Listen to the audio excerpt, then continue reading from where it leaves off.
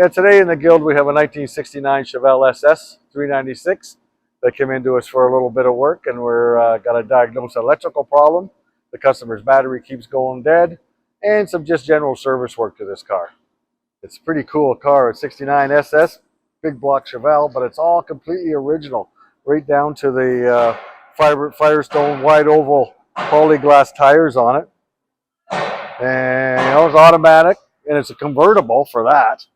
So it's a pretty cool car. And it's in unbelievable condition. Underneath of it's just the same as on top here. You could eat off the bottom of it. We'll show you the engine. Pop this up quick. Where'd it go? Oh. Yeah, it's got a 396, the 350 horsepower version. And it's as you can see, it's pretty clean. It's like it came off the showroom floor, really, in a way. So this car's been in here a few times. The customer keeps bringing it back to us for us to do some service work, a tune-up. And today we're doing an oil change, a transmission service, flush the cooling system, and to diagnose an electrical problem with his battery going dead. Other than that, it's pretty simple. A little bit of work today on this car to keep it up in perfect condition.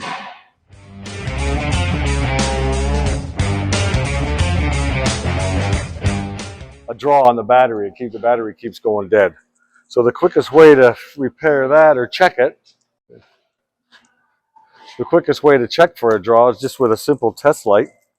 Disconnect the negative battery cable and then hook the test light in between the negative battery terminal and, oh, you see we got that light on nice and bright.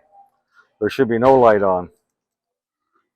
So that indicates to me, that light being that bright, that we have a really heavy duty draw on this battery. Now my next step would be to hook my amp meter up and actually see how many amps we're drawing.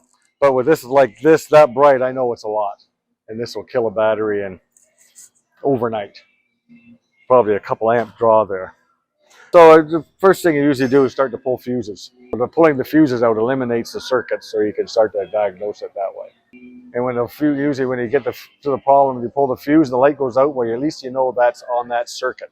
So you can start to do some diagnosing. It could be a simple thing as a trunk light staying on, or a glove box light staying on, or any other electrical part, like a switch shorted, or the brake light staying on. It could be many, many different things.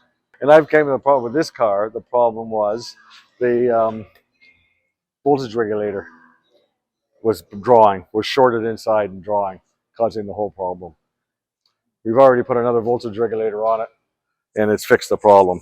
But I just wanted to show you what it looks like to, if anybody's got this issue at home and wants to have a check their own car. So I'll turn the draw off.